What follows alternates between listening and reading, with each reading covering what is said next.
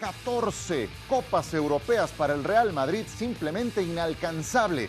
No creo que lleguemos a ver esta generación a alguien que se le acerque al Real Madrid. Es dificilísimo ganar una Copa de Europa, a menos que juegues con el Real Madrid, pero el que más se le acerca tiene 7. En fin, eso es de otra discusión. Hablemos de los 90 minutos del partido de ayer, porque no nada más fue Thibaut Courtois.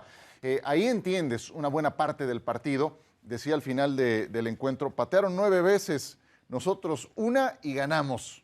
Y sí, así se define, lo comentó Thibaut Courtois. Pero además del guardameta, ¿qué más hizo bien el Real Madrid, Chelis? La humildad siendo Madrid de saber que solamente de esta manera podían ganar. ¿Cuál es esta manera?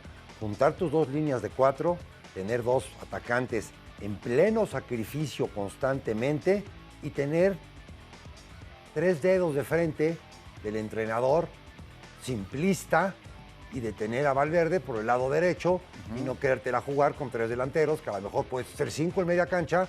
No, 4 y 2 en sacrificio. Eso hizo y eso le alcanzó para ganarle a un gran equipo. O sea, simple. Sí, mencionas algo muy importante. Entonces, el primer acierto de Ancelotti está en la elección de los 11 que arrancan, porque la única duda que aparentemente había de cara al partido era Rodrigo o Valverde. Acierta entonces en Valverde. Acierta porque tiene más recorrido defensivo, tiene recorrido ofensivo, que quizá lo tenga más Rodrigo, pero le basta este recorrido simplemente con esta asistencia. Ya Zidane había puesto a 5 mediocampistas y a Benzema adelante, en alguna época de Zidane. ¿Sí? 5 mediocampistas y solamente Benzema, y le daba para ganar partidos. ¿Por qué? Porque el mediocampo es importantísimo en el fútbol. Eso es lo que tenemos que entender. Empezando, ya no viene al tema, pero empezando por México. El mediocampo tienes que meter la mayor cantidad de gente para que al final de cuentas te queden 3. Y el Madrid pone 4, que al final de cuentas siempre tenía 3. Sí, y a juzgar por el rendimiento que traía recientemente Valverde, que fue de menos a más en la temporada, empezó siendo un actor de reparto y terminó siendo un protagonista muy importante. Él pone el pase para el gol que define el partido. No estabas para darte el lujo de dejar en la banca a un jugador que estaba haciéndolo tan bien como Valverde. Yo te pregunto, ¿ubicas algún punto de inflexión en el partido? Porque el Liverpool es mejor en el primer tiempo. El Real Madrid no da un gran primer tiempo. ¿Ubicas algún punto de inflexión en este encuentro, más allá del gol, que es muy evidente? Quizás las grandes atajadas, empezando por la primera, le fueron dando confianza a un cuadro bajo que no venía bien, porque Militao no venía bien entre sus lesiones y baja de juego. No venía bien el cuadro bajo de Madrid, inclusive el mismo Casemiro. Pero esto es equipo y te va dando esta confianza para que después el Madrid, de alguna manera, sí ligara 5, 6, 7 pasos y abrieran hacia la izquierda, hacia Vinicius. Sí. Y eso te da como diciendo, caramba, sí podemos. Oye, sí podemos hacer por ahí, cuando el gol viene por el otro lado. Claro, te sugiero un punto de inflexión. Minuto 42. Después de que Liverpool había sido mejor en el primer tiempo, todavía anota ese gol que le terminan anulando.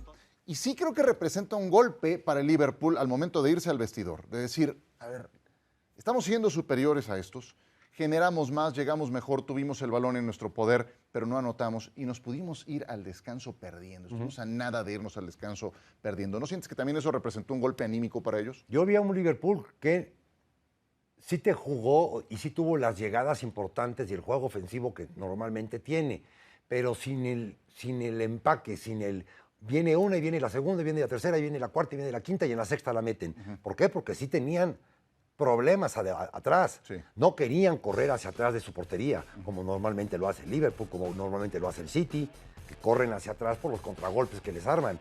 Y esta vez no vi tanto juego de sus defensas hacia adelante, tratando de recuperar este rebote, esta segunda jugada, este hilo del partido, no quererlo romper, y sí se les rompió. Sí, el Madrid logró romperles el hilo del partido varias veces.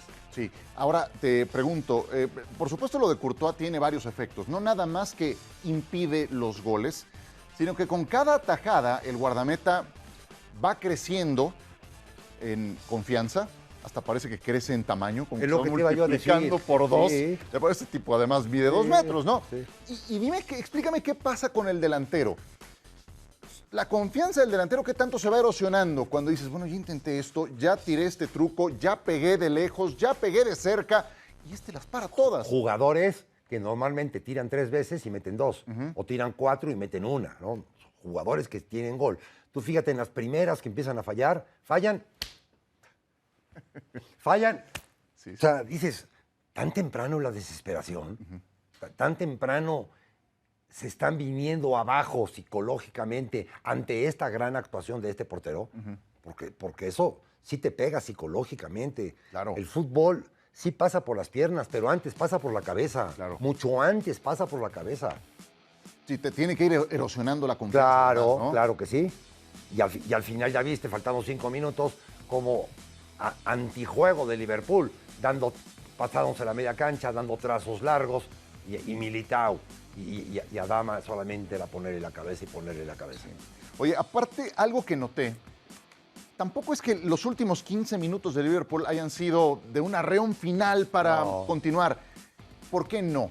¿Tiene que ver con la salida de Thiago Alcántara? ¿Sientes que eso les terminó impactando? No, tiene que salir ante la sale ante la desesperación de un Liverpool que no se había visto en estas instancias.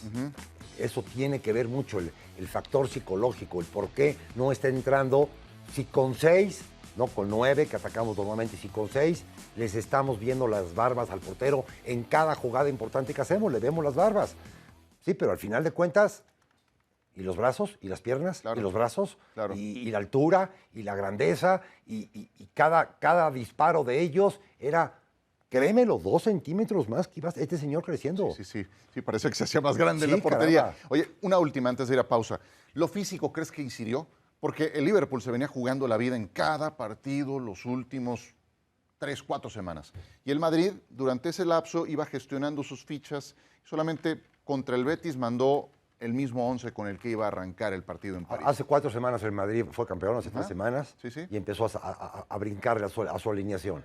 Y todo el mundo decía, o todas las opiniones de los críticos, que llegaba el mejor momento, por esto que estás diciendo tú, que el Madrid llegaba un poco desencanchado. Súmale al factor Mbappé, que sí los desgastó hasta que empezaron los jugadores a decir, a ver, si no quiere venir, que no venga, ya Claro. faltando una semana. Basta. A que les afectaba. Y entonces, ¿cuál era el mejor momento? ¿Quién tenía el mejor momento psicológico? ¿El Madrid o el que venía enganchado, el que venía en ruta perfecta? Sí.